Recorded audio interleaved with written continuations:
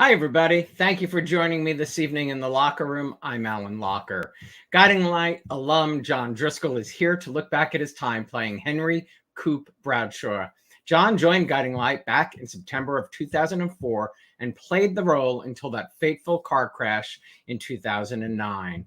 John has been serving our country actively in the National Guard for the past 12 years, and when he is not deployed, he works as a defense contractor.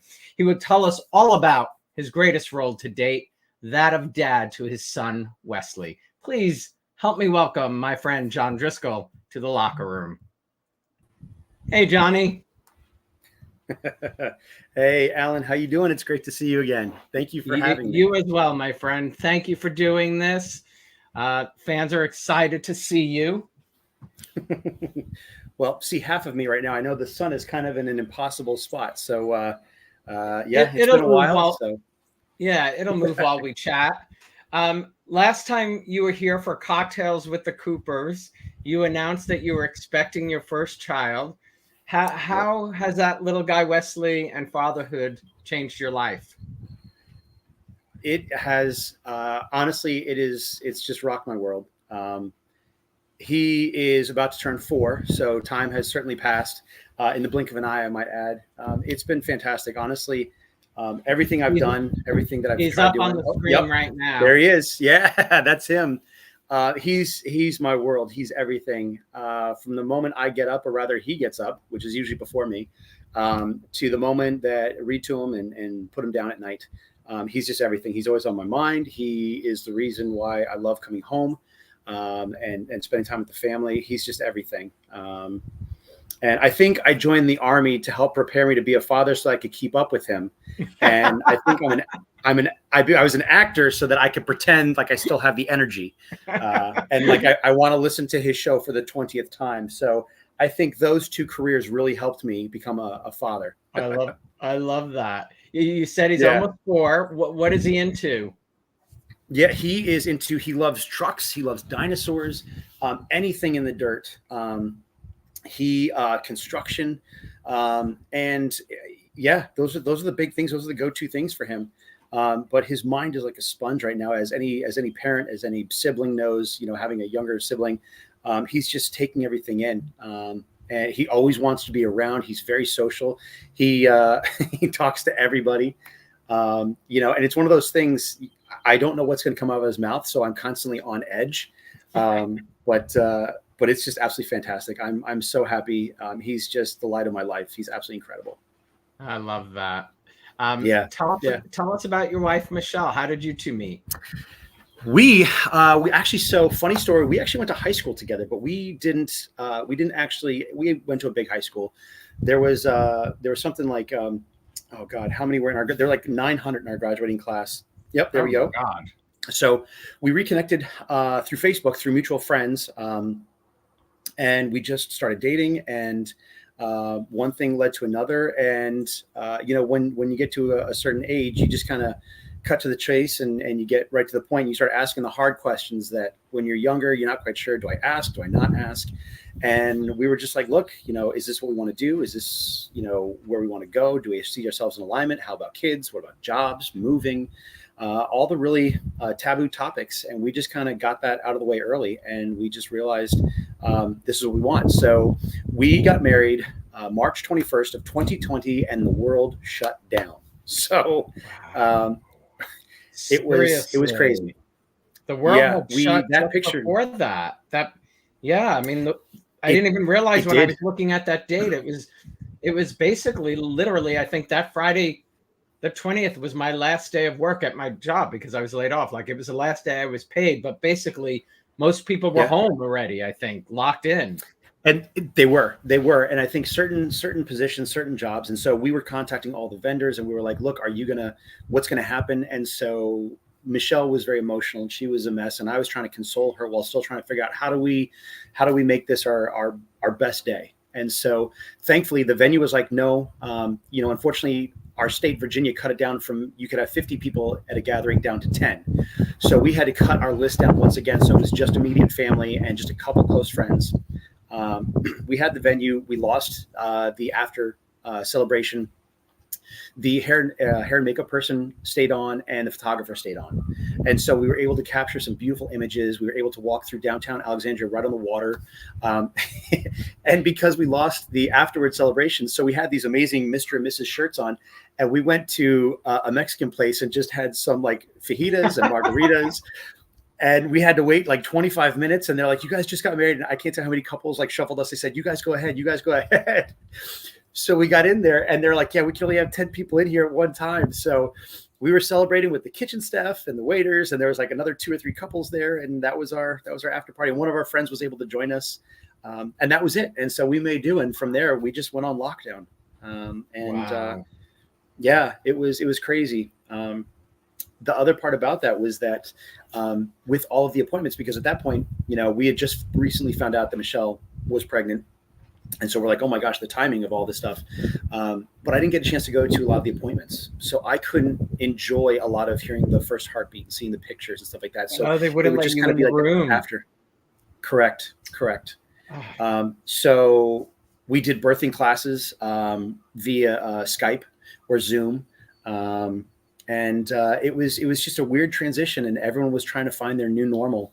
It was just a crazy thing, as we can all pretty much relate to, as far as how we managed to get through it. Seriously. Well, yeah, we are approaching the 4th of July.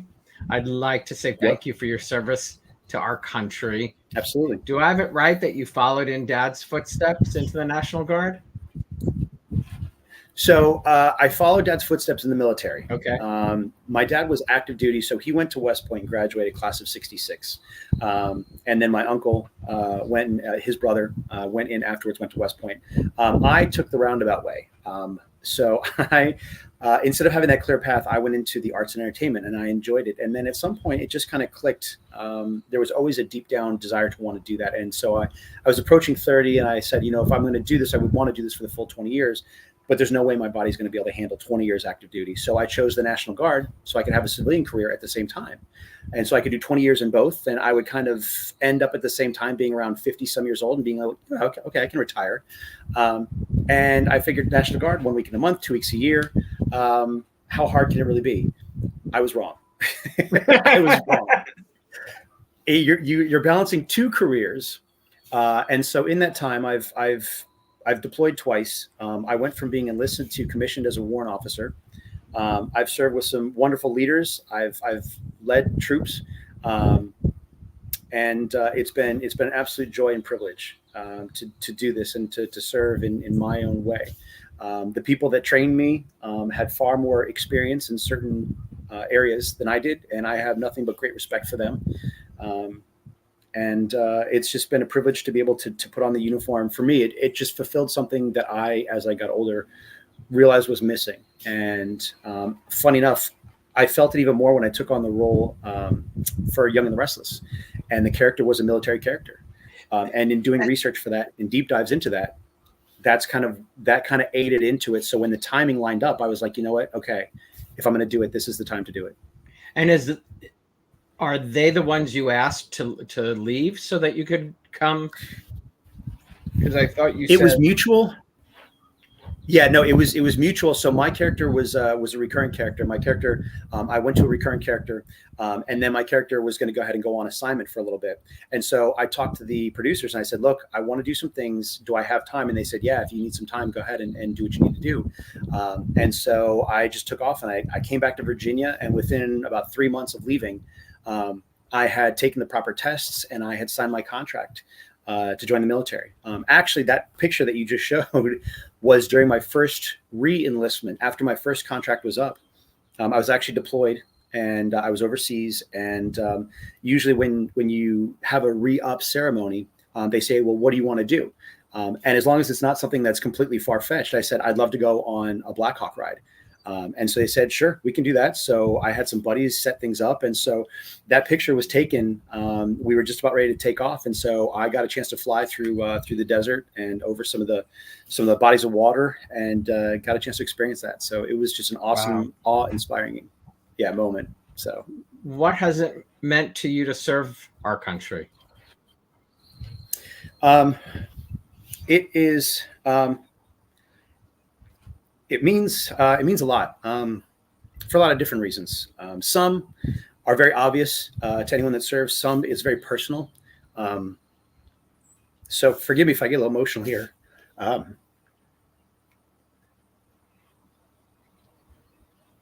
Take a minute. Many of the fans are echoing my thank yous for your service. Yeah. No, I appreciate that. My father and I had a good relationship, but it was turbulent, as a lot of people with their parents can have. My dad grew up in a very different time frame than I did. And I loved him as the best I knew how. And he loved me the best that he knew how. My father has since passed away. He passed away in 2021. And it was attributed to COVID. So as I got older, so sorry, the John. last thing that I wanted, the last thing I wanted to do to kind of way to honor him and to make him proud and to fulfill an urge that I had in watching him serve, I wanted him to see me in uniform as well. And I was very thankful that he did. He got to see me deploy. He got to see me come home. But I didn't really learn and understand him until he passed away. And I started talking to some more of his coworkers and his fellow members that he served with and went through training with, through West Point, through different stations around the world. And I kept hearing stories about this person that I never knew. And it made me feel like I made the right choice. And some of the hardships that I had with him growing up, as far as different likes and different interests, I started to understand that he wasn't trying to be hard. He wasn't trying to be mean. He wasn't trying to hold me back. What he was trying to do was he was trying to protect me, and he was trying to help me understand and navigate rough waters where there's a lot of confusion that everyone has. And he was trying to help guide me and show me. Unfortunately, the way he learned and the way I learned were very different. And it took that turbulence in our relationship, and then me getting older and understanding the same concepts before I truly understood it. And funny enough, I see some of the same things in myself that he did. Luckily, I get to pick and choose what I get to incorporate into my life, and I get to talk to my beautiful mother and talk to her and ask her questions that I didn't ask because I just didn't know, or I was oblivious, or it wouldn't impact me the way that it does now being a parent. Use that so gift. Serving. Yeah. Use the gift you've been given that your mom is with you and ask all of those questions, because and it's so important just to learn our stories. I wish I had done more. I encourage anybody watching, if you have your parents or your grandparents, ask questions, record those stories, because it is part of you. And what a blessing you also had, John, that you got to talk to his friends. Yeah, I still keep contact with them and talk to them every now and then when they come into town and whatnot. And it just reinforces the bond that they had, the shared experience, stories they can talk about, and the stories they don't want to talk about.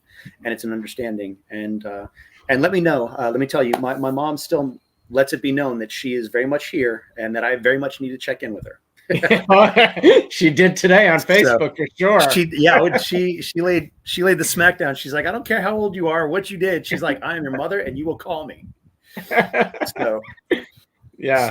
definitely did. Trust me, my mother would have done the same thing if I didn't tell her that I was doing something like this. She would have given me the smackdown as well. Yeah.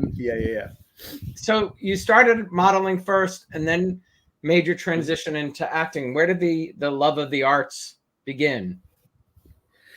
It was the most unorthodox way of getting into it. But then again, I think everyone has different stories.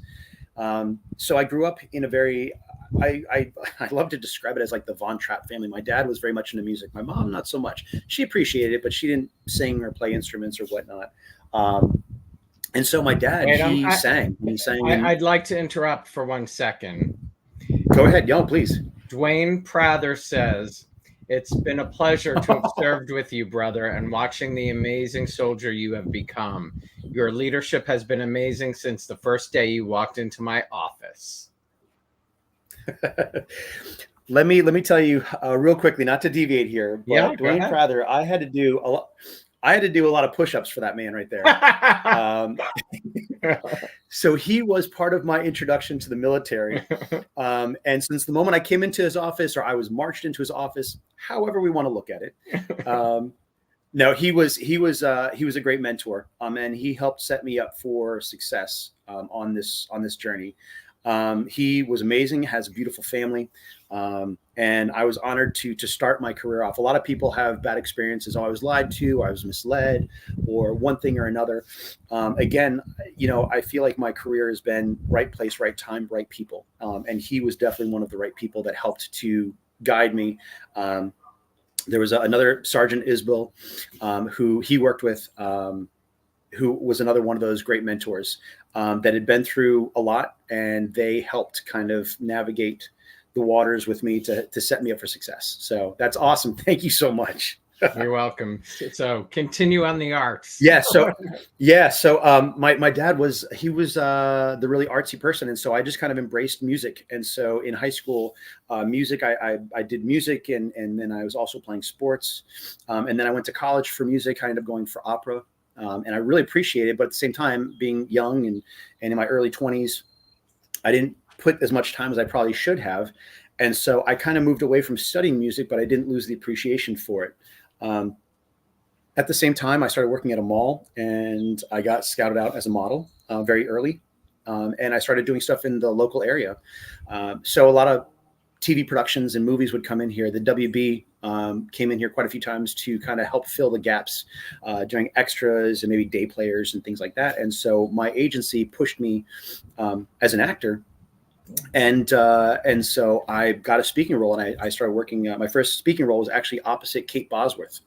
And she shot me down on live TV when I asked her to dance. So that was kind of humiliating, but at the same time, it opened some doors for me too. So, so yes, that's where it all started from there. And so then I became eligible for the unions, and my agency was like, "Hey, we're getting ready to open up an office in New York. So we want to take you up there." At that point, I knew that it was where I wanted to go. And again, that caused a little bit of friction at home, taking the safe path or jumping out on a limb. And so I did. And so I moved up to New York in 2003 and just started hitting the streets, working at restaurants, picking up shifts where I could, auditioning. Remember what restaurants? And I do remember what restaurant. For all those people that have been to New York or live in New York, it was the famous Bubba Gump. You probably see it every Macy's Day. So I had to learn all about Forrest Gump in the movie, and knew all the trivia, and so no, it was great. So, but it was a typical artist. I mean, you're barely getting by. You're up at all hours, taking the subway at like 1, 2 o'clock in the morning, getting up early the next day, hitting the auditions, going for a run, and so it was crazy. But at the same time, it built this hunger and this desire to not want to fail. And I had auditions for this and that. And then one day I got a call to audition for a soap opera. And that audition changed my life and changed the trajectory.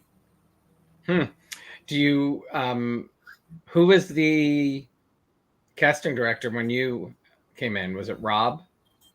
It was Rob DeCina. Rob DeCina was a casting director. And for anyone who knows Rob DeCina, many people probably will not. This guy was the quintessential poker face.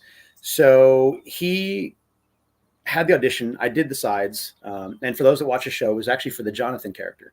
And so he just sat back in his chair at his desk and everything. And so we do the scenes, and it is dead silent.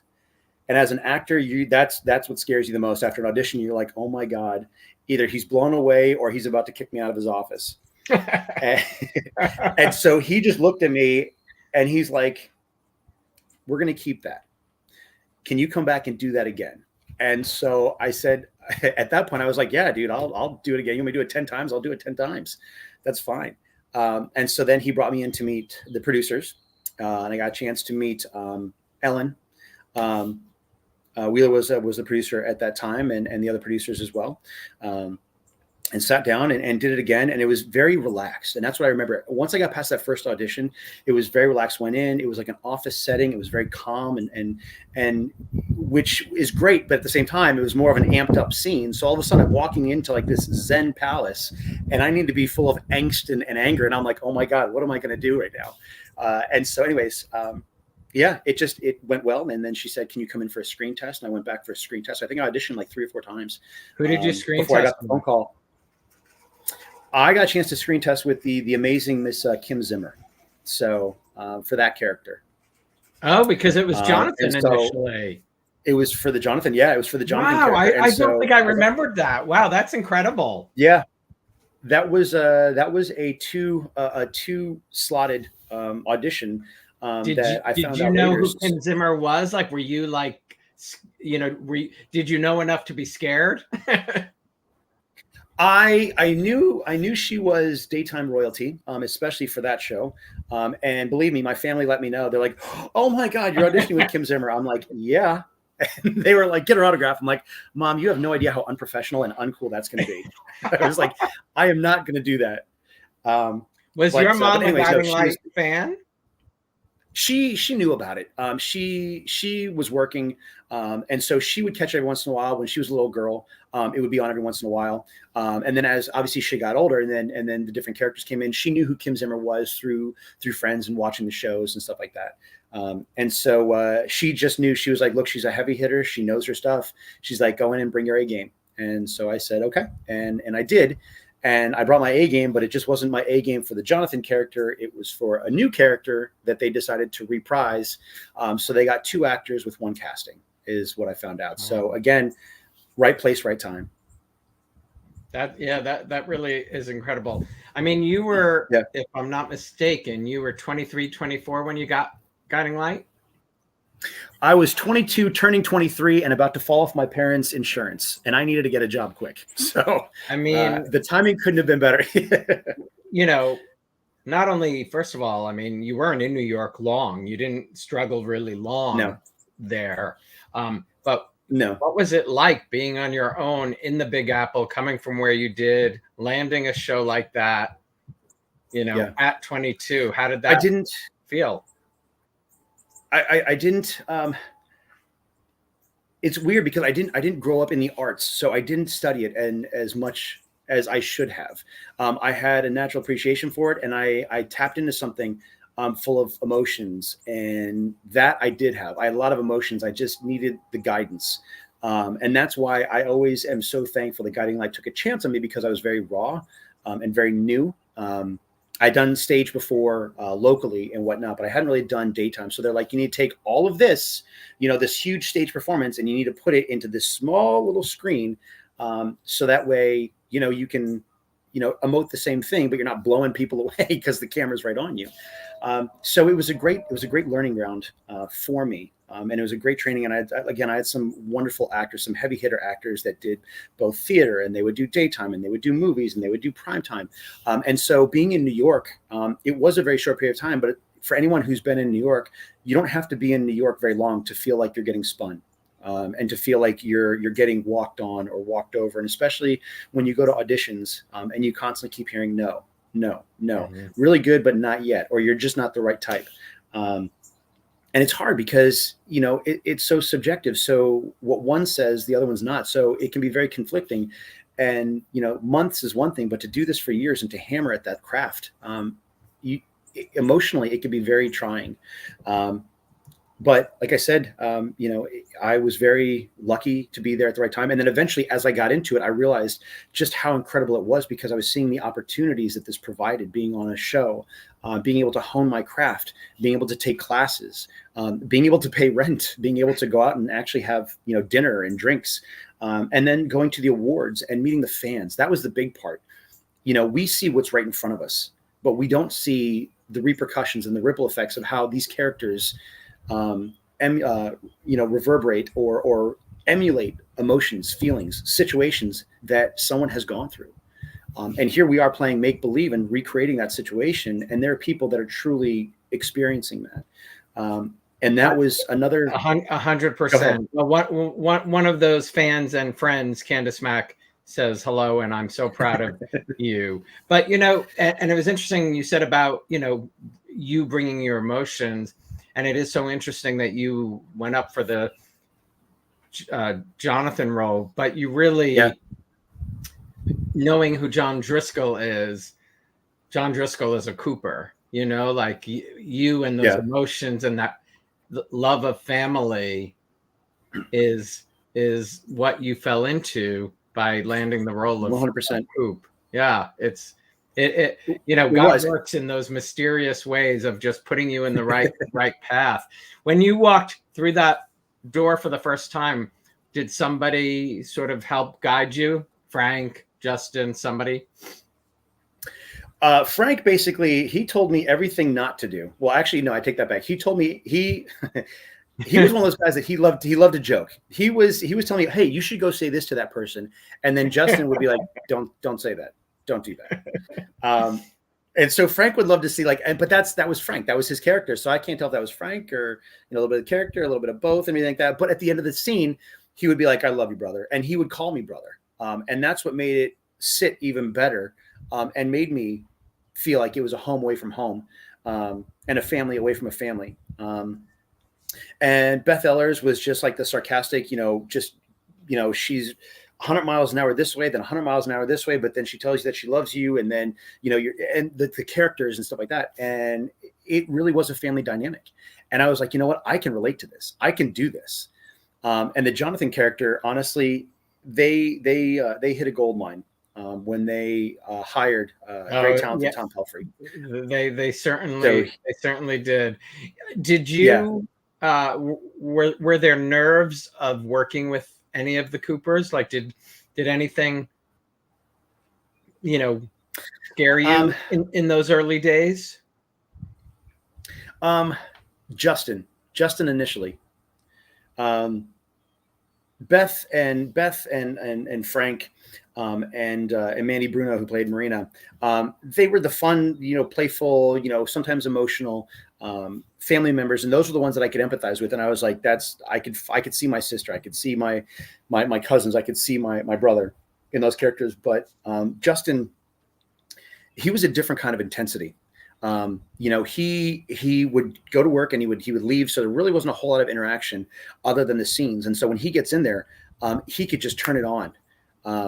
And he would just get in the scene and it would shake me. It's like, oh my God, I really have to bring my A game. We can joke around and stuff like that. But when they say, you know, we're rolling 5, 4, 3 and action. Yeah.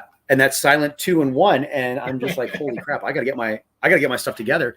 And it was the fear of having him to do the scene again, is what made me fear the most, because he brought every take, he brought such an intensity to it, and so much emotion. And I had seen him where scenes had not gone well, and I had seen him, you know, flip out a little bit, as every actor does, either because, you know, this is a very intense scene, he's got a long monologue, he was right in the moment and something technical screwed up, and you know, he you know, let it be known. As a lot of actors do, because it's really tough to have to put yourself back in there and feel the same thing over and over and over again and generate it like it's the first time. And so it really put me on edge at first, until I realized this is how it's going to be. So I knew that my days when I would work with Justin, I had to really have it tight. We could joke and we could play around like that, but when they said, hey, this is what we're doing, that's time, that's money, that's not just us, it's the lighting, it's the production staff, it's everybody, and we still have so many other scenes to do afterwards. So I really was overly prepared for those days. That's awesome. When you think back, he was probably the only ones. What do you think you learned from Justin? From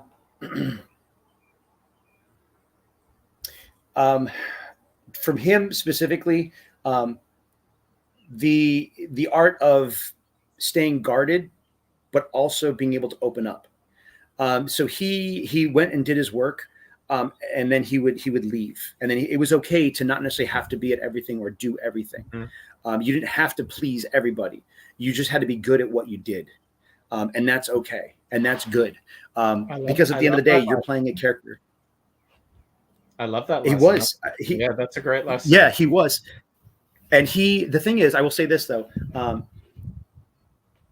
he was about work, and he would leave, and then he would keep his personal life separate from his professional life. But I will say this: there were a couple occasions that really stood out to me. One was one of my last days, actually on set. Frank and myself went across the street. Oh God, there they are. Oh my God, I still get chills every time I see that. My last day, Frank was like, "Hey John, let's go across the street. Let's get a little celebratory toast and everything." We told Justin, and Justin was like, "Yeah." He's like, "If I can, I got to catch my train. I got to do this. I got to do that. Everything like that." And I was like, "Okay." And I really wasn't expecting anything. And so we went across the street, and Frank and I got a drink, and we were sitting there just doing a toast. And all of a sudden, I see this guy kind of running up the street and running into the location. And I'm like, "Oh my God." And I look over, and it's Justin. And he ran in there for 5 minutes. We got him a drink. And he did a toast, and he looked at me, and he was like, "I love you." He's like, "Thank you for everything." He's like, "You did a great job." Had the drink, and then he took off. And so he took the time out of his schedule to do that for me. And so someone of his caliber and reputation, it meant a lot. And that was the thing. It wasn't the big gestures that people did. It was the small taking moments out of their personal time, out of their day, to work with you, to mentor you, to support you. Well, let's go through the list. I'm going to name names. What comes to mind? A favorite memory? Decopoulos. He was the jokester, man. He made the long days bearable. He made me feel like part of the family. You didn't get much time with her, but Mama, Fiona Hutchison. It was emotions. It was just everything. Say what the thing with her was I had to say what I wanted to say. It was that moment of like, you don't have your mom, but all of a sudden you're having moments with your mom. So it's like, embrace every moment that you get, because you don't know when it's going to be taken away. You don't know how long it's going to last. And she was extremely sweet. And so that really kind of placed her personality, allowed me to see why Coop turned out the way that he did, and allowed me to understand why I got cast in that part. Even going back and watching her with the little Coop, the young actor who played that, those were so heart-wrenching. And even in the final scenes with Coop, when he was getting ready to go off the show, and Justin Dees, sadly, and with so much strength, had to turn off the ventilator. And you hear her words.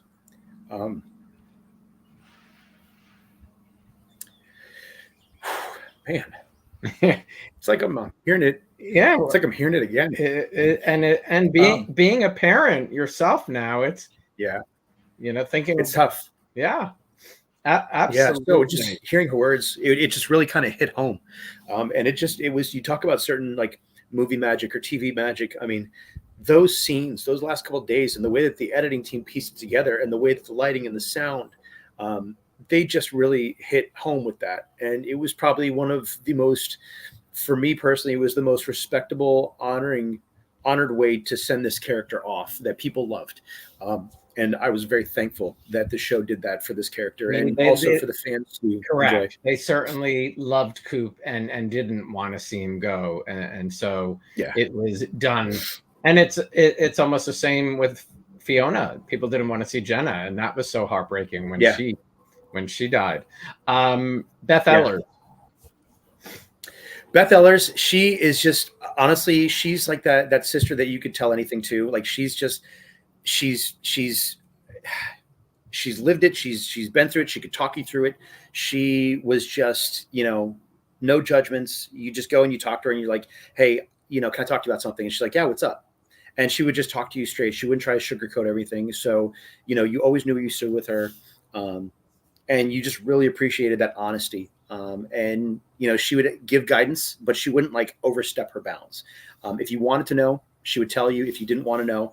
And that's why, like I said, I mean, as far as that sister character, like, I just really appreciated her. She was awesome. And it made it very easy to fall into my character when working with her. Mm-hmm. Crystal Hunt. That character, she played the character to a T, but I will say that she was so gracious. She was so gracious of a friend. She was so gracious as an actress. She played the part. But at the same time, there were times when, just starting out, when I wasn't aware of something or I needed to do something. And she would step in and she's like, "Hey, John, come here." And so we would just go and talk and stuff like that, or we meet and grab some coffee. Her family was absolutely incredible. I felt awful at the passing of her Her parents. mother. Yeah. Yeah. And her mother was a true gem. Her mother was there with her all the time. And her mom, I can see where Crystal got all of her graciousness from, and it was from her mom. And her whole family were very welcoming, whether it was the first time I was meeting them or after the 10th time, they still treated me the same way. So it was great to work with her. So very different from the character you saw on screen. Absolutely. Emmy Rylan. Emmy Rylan, she had hard shoes to fill, but she did absolutely amazing. She brought that character, the way they took that character and how it changed. She brought this energy, and she brought the crazy, she just brought this excitement to the character. You're like, oh my God, I don't know what she's going to do next. And she was perfect for that character. She really hit it out of the park. Not saying that's who she is as a person at all by any means, but she just knew what the character needed to be. And she brought it, and she was exciting. She was fun to work with. She was funny. She was very motivated, driven as an actress. So again, just one of those motivating people, one of those driving forces that you really want to keep around you, especially when you're trying to create something. Caitlin Van Zandt. Oh man, she and I spent so much time. Like the best friend. We would joke and talk about everything. We would have the longest days. We'd have the shortest days. We'd go out and grab some food. We'd grab drinks. We'd talk about the arts, where she's going, what she wants to do. She was one of those best friends to be able to work with. And we would joke because obviously our storylines, became interests and stuff like that. And so we would do the scenes and we would start laughing and joking as soon as they said cut. And it was just, it made it very palpable. And she was just a beautiful person, and she just experienced and did so much. I really enjoyed working with her. It was fun. It was a lot of fun. And like you, she's a parent as well. Yeah. Michelle Ray Smith. Michelle Ray Smith, man, I at first, you can't help it. You look at her and you're like, wow, she's absolutely stunning. And they're like, we're going to pair you guys up. And I'm like, really? Are you serious? And so, but she just, when you start working with her, she had this quirky humor about her, and she was fun, and she would love to experiment with different things in the scenes. Like, hey, what if we, this is where I'm coming from with the scene. And so this is what we're trying to get to. And so she would try new things. And that was the thing I loved about working with her. She was fearless. She was fearless about trying anything different, whether it worked or it didn't work. Like, okay, let's try it again. And so there was a lot of character exploration with her, and it got me to kind of open up too, especially where my character was when the two of our characters got together. It allowed this fun levity to take place. And so we kept that off the screen as well. And we talk, and, it was great. She was just an awesome professional, but she brought this lighthearted side and this quirky side to the character that needed it. Oh, you had some incredible pairings. Did you ever see this one coming your way? Which with her? Did you ever see? Oh my gosh. Yeah. I did not. Oh my God. Are you kidding me? Oh my God. Well, thank you for popping in before I said something. My God. Hello, Beth. I was here. Oh my God. Yeah, keep it nice. Keep it clean. Keep it clean. Absolutely. No, oh God. One, it is great to see you. Oh my God. You look fantastic. You look like I just saw you yesterday. You look exactly the same as you do in that picture. Yes, she does. She does. Mother Nature loves you. I don't think you've aged a day. Oh my God. She does. So who I'll told you that they were going to pair Coop and Beth, both of you? Do you remember who told you? I don't remember. Beth, I'll let you go first. I don't remember. Maybe Jill said, or maybe did we see it in a script? I don't quite remember. I don't think really told us. I think, it started to come out as the writing came out. And I think that was like, wait a minute. Are they just And I think maybe we went to Jill Right, because because Jill you were helping was very her good about with, like, with yeah, schoolwork.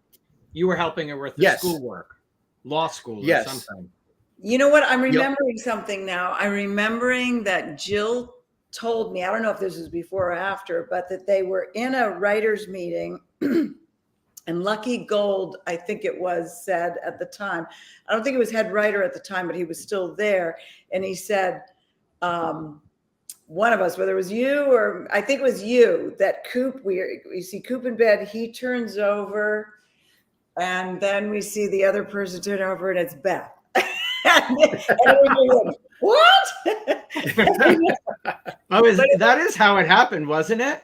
I think it was. yeah, Yeah. yeah. But those I were mean, we had so much fun together. And I think we did. I think that story really, really took on some wings too. Yeah. I think that ended up being just a really great story. I was very proud of it. It fueled a lot of story. And that's the one thing that with the story, you know, there are stories that are truly just the characters, but I think that story, it was intense the way it was written. And it was one of those moments that's like, you know, yeah, no one saw this coming, but at the same time, that's what the excitement was, the surprise and finally getting a chance to work together. But at the same time, it opened up so many other storylines to that with Alan and Philip, and the families. And there were so many things that could come off of that. So it really was a rich story. And I was very thankful to be able to work with her. And I mean, it was very easy to get lost in a scene with you.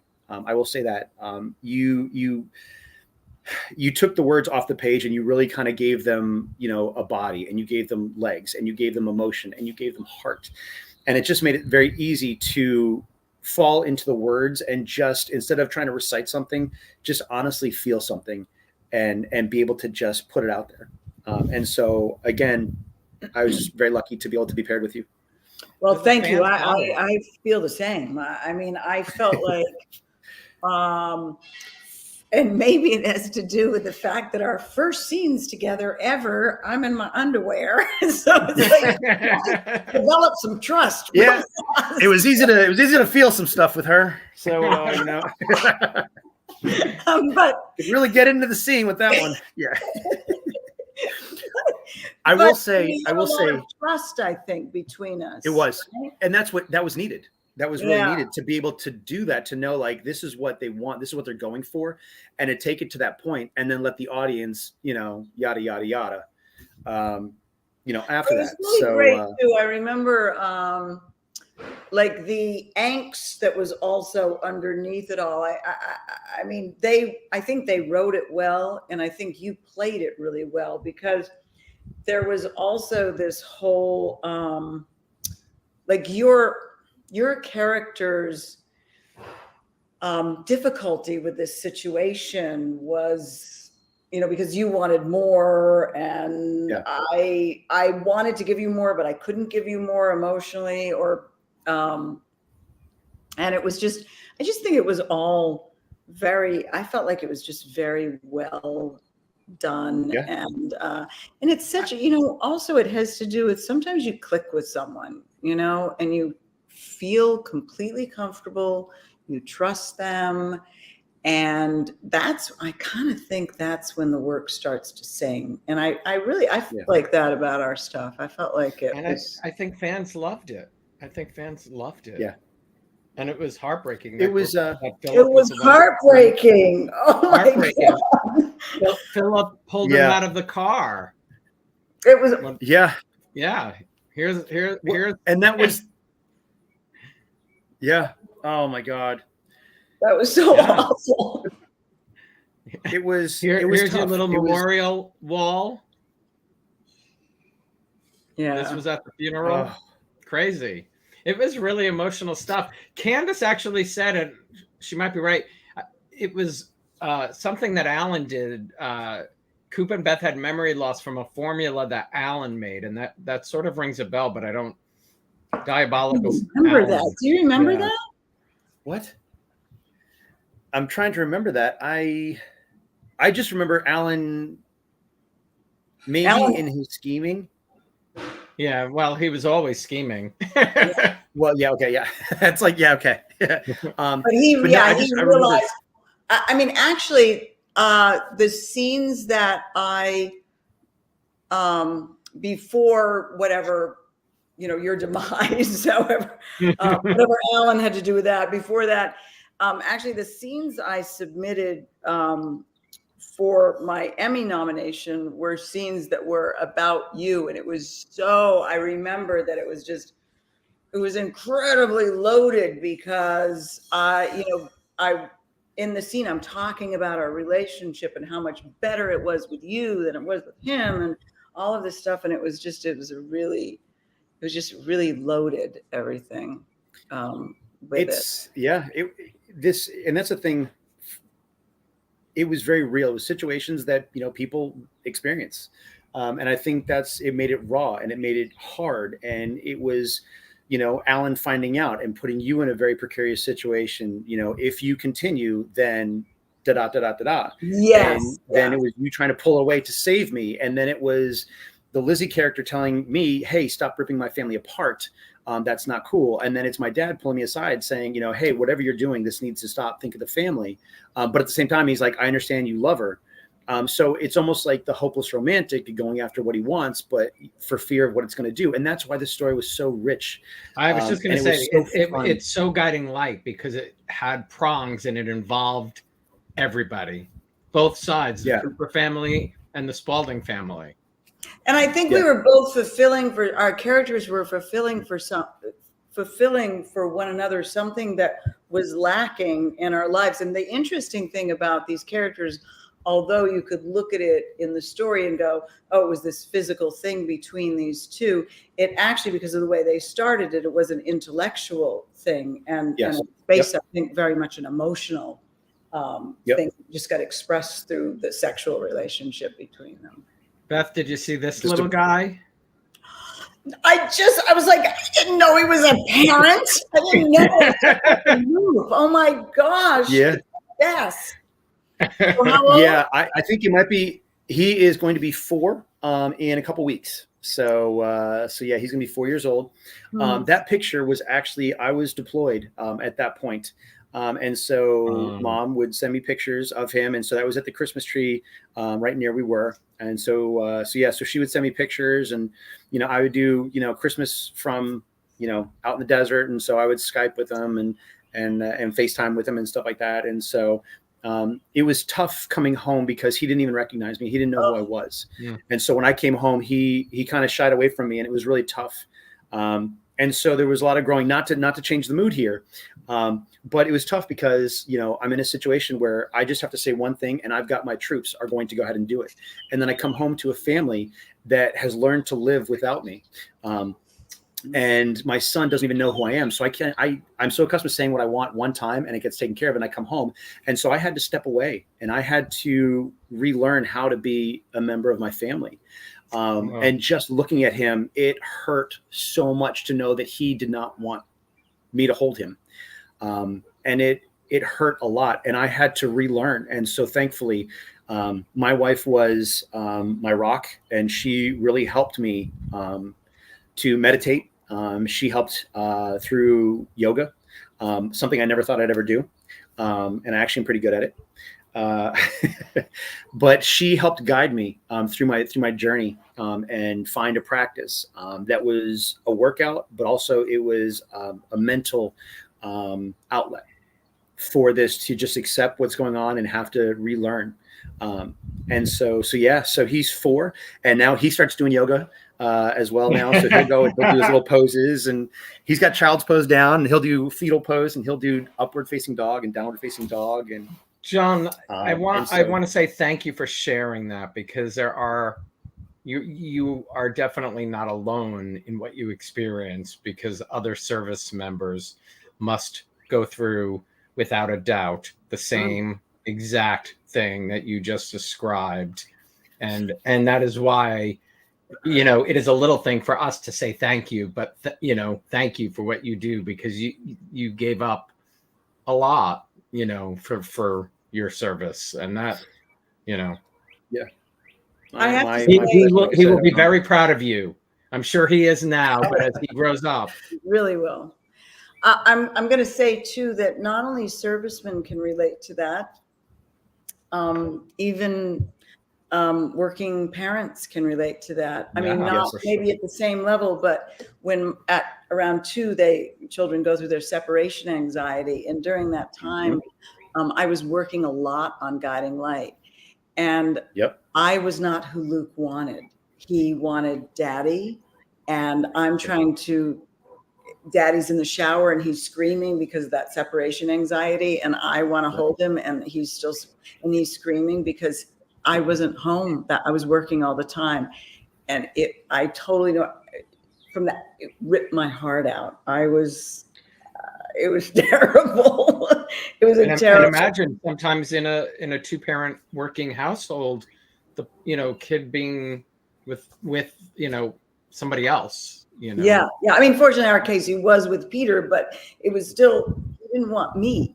Right, yeah, of course. Like, well, yeah. I was in. Well, and that's the tough part, is because you end up being just like a weekend parent. So you lose 5 days, and so much happens in that time, and you either see them before they wake up, or you see them after they've gone to bed. And so the things that you want to say and do, you're not there for.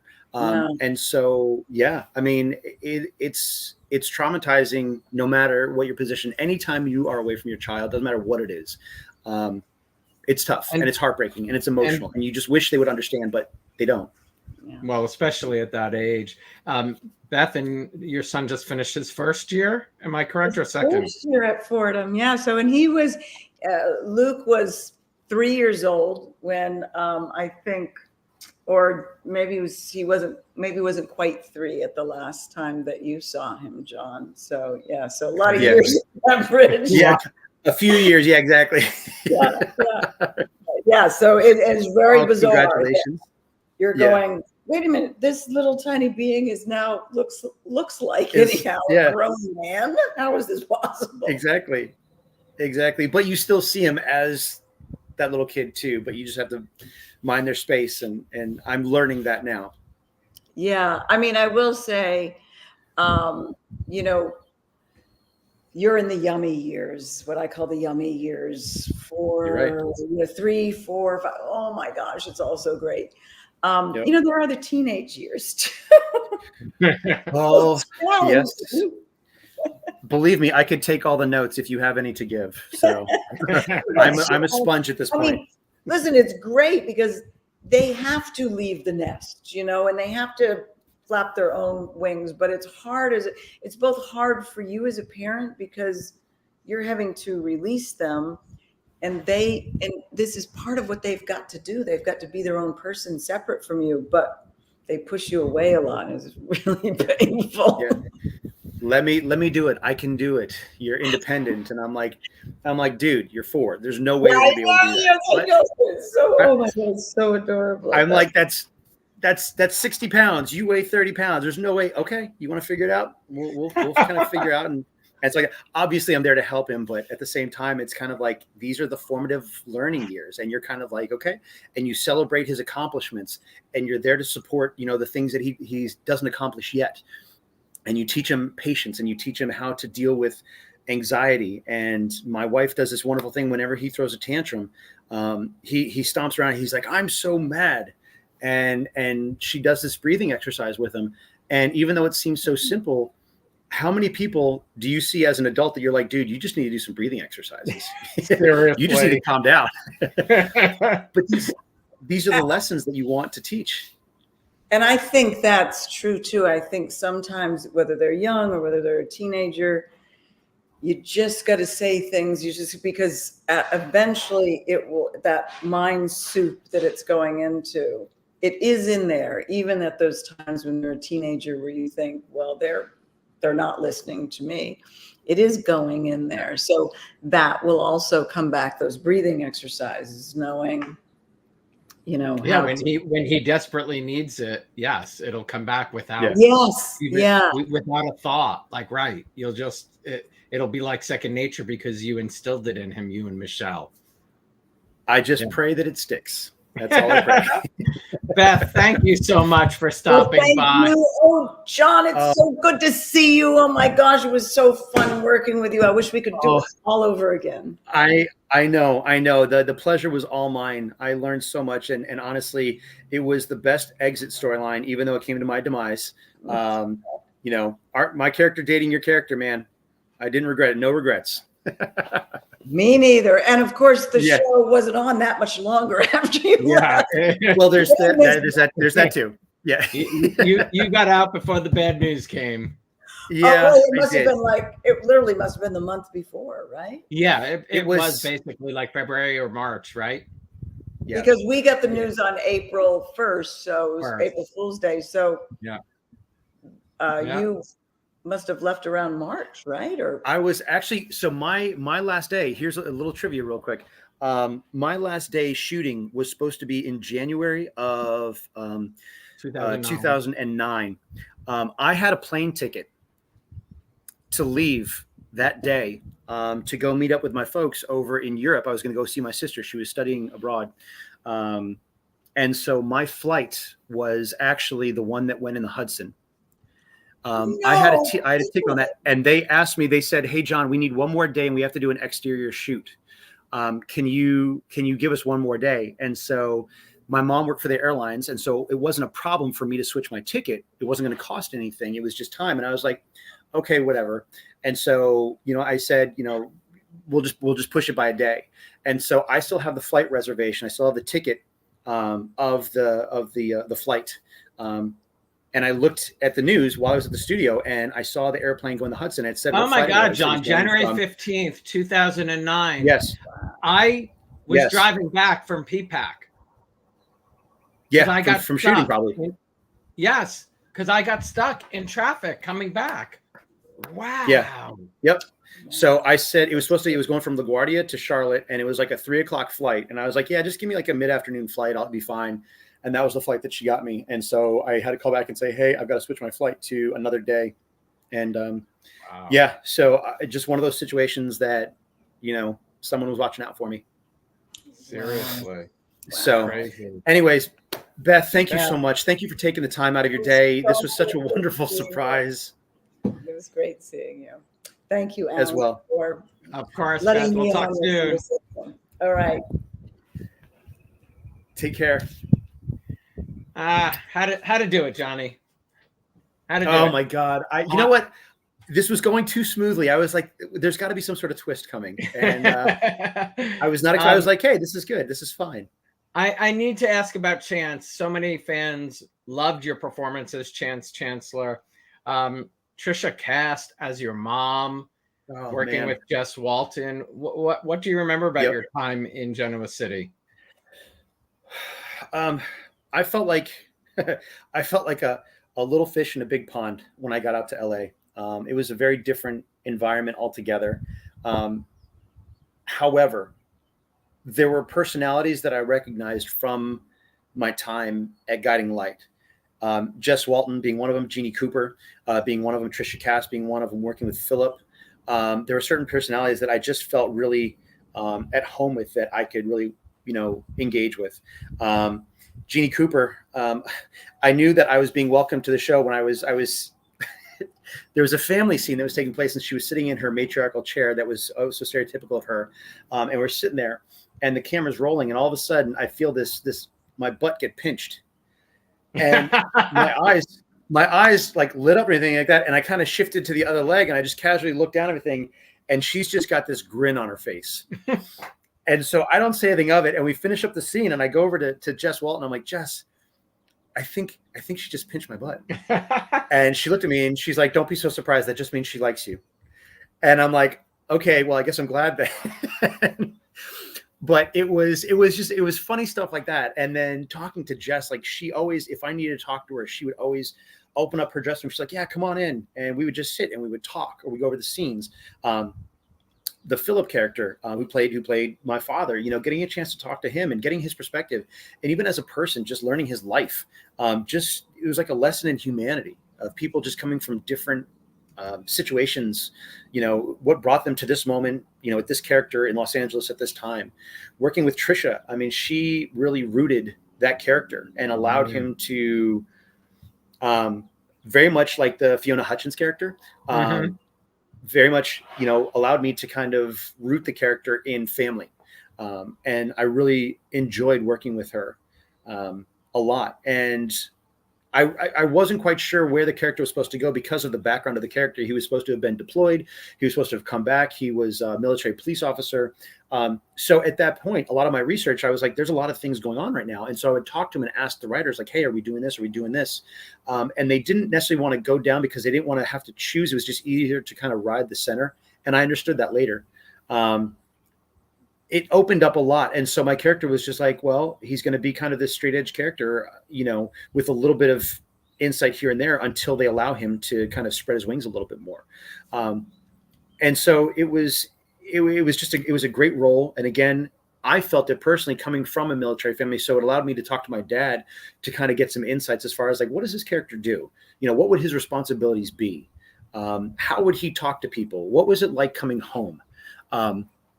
And so some of those choices I tried to incorporate into it. You know, also I'm blanking on the character. There was one of the little girls, one of the children characters, you know, learning how to embrace the small things, like working with the children. How do you empathize? How do you talk to a child? How do you make them understand an adult situation, but in child terms? You know, how do you comfort, console them? And then, you know, internalize all the grief and the anger and the angst and stuff like that. So it was a very different character from Chance in some ways. And I really appreciated it. But at the same time, like the character, you know, he was doing this and then he'd go off for a little bit and then he'd come back for a little bit. So there were a lot of characters going on. There were a lot of storylines going on. And so the arcs would be very quick, I would feel, but they gave it a lot. The character, you know, he got to put on his dress blues. He got to, you know, storm into a house, into a burning fire. He did some very action-packed sequence that as an actor, you hope you can do.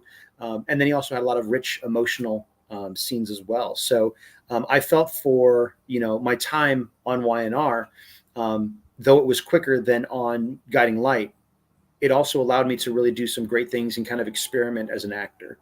So I was very thankful for that. And I was thankful to the cast. The producers, they were very upfront with me and very honest. And actually one of them, when I was getting read into the military and they were doing background investigations and stuff like that, one of the producers calls me up and he's like, Johnny, he's like, can you tell me why there's a guy in my office with a badge, a briefcase, and a trench coat asking me questions about you? Oh my God. And I had to explain to him the situation, and he was like, oh, he's like, all right, that's really sweet. Okay, cool. And that was it. And there were no hard feelings. Everything was left on really good terms. And I had a really good experience out there. I really enjoyed it. That's awesome. Well, Candace announced to the fans that you are returning to Forever and a Day, which starts its final season in August. And you and Frankie D have shared scenes together. Did you record them together? We have recorded. We're still working, so I can't really reveal too much. But we have recorded them together. Oh, good, good. That's fun. Yeah. So it's a lot of fun to get paired back up with him. And so we'll do scenes, and then he'll text me afterwards, and he'll start giving me a little grief about it, and we'll just have that friendly banter that we've always had. Well, it wouldn't be Frank if he didn't do that. It wouldn't. The relationship is different this time. But yeah, just working with him is always a blast, and I always look forward to seeing what the scenes are going to be. And thankfully, Candace and the other co-writer producer Casey, who she's working with, they've been very amazing with my schedule and my travels and here again and my other responsibilities like that. And so they've been a joy to work with. And like I said, working with some of the other actors that they have on the show, it's been great to kind of dabble back in that and kind of look at a script again. Get the creative juices flowing again and try different things.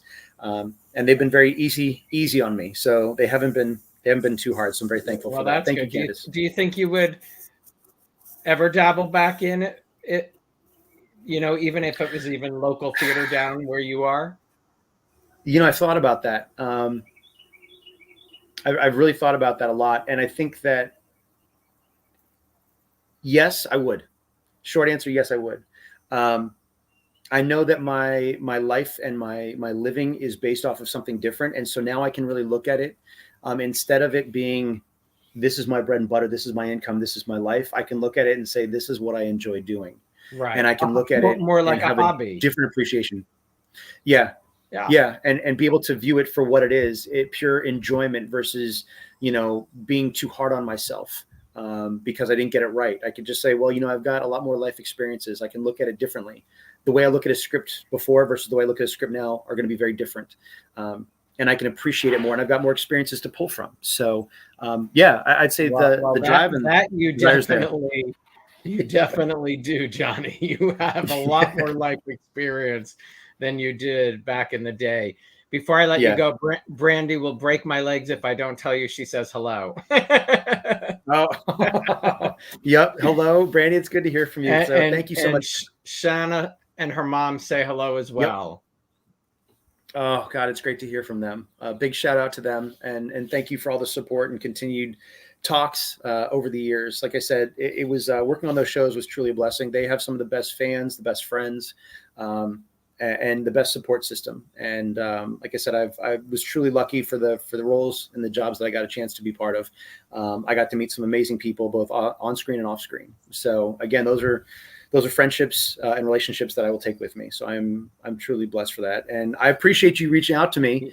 It had been a while. It had been. But it's so good to see you. I'm glad we could do it. I thought July 4th was the perfect time to do this, to say thank you to you for truly your service to our country. I hope you are going to, just enjoy the 4th, have a great time with your family.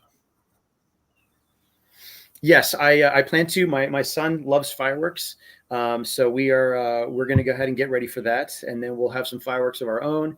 And just be able to celebrate that. And like I said, by no means do I feel like I'm a hero, but for what I represent, for the uniform that I put on today, it means so much. It's a fulfillment that I just needed to find, and I needed to do myself. I do not regret any of my choices. As far as acting, I loved every moment. I met some wonderful people that I still hold very dear to me today. So I am very lucky that I was able to be in the places that I was and do the things that I was able to do. Well, I feel lucky. I just thank you for giving me the chance to be here. Well, my pleasure. I feel lucky that our paths crossed. Dwayne says, Agreed. John, it's very emotional to be able to see this in the past of your life that was, and the part of your life now. What an inspiration. Thank you for the lessons learned. Absolutely. Oh, it's my pleasure. And I'll be reaching out to some of these people afterwards. Thank you so much. You as well. Be safe. Absolutely. Everyone stay safe. Johnny, have a great holiday. Thank you. Same to you. Thanks, everybody, for spending this time with us. Thank you to John Driscoll and Beth Chamberlain for stopping by. Please join me tomorrow at 3 p.m. Eastern when actor Pooch Hall and director Shane Dax Taylor join me live to tell us about their new World War II drama, Murder Company. It's a film that's out later this week on July 5th, and it is an untold World War II story. If you haven't yet subscribed to my YouTube channel, you could do so down below. Turn on the notifications for reminders of all upcoming shows. And if you'd like to stream audio versions, just search The Locker Room on your favorite podcast app. And as always, everybody, have a great evening, and please stay safe.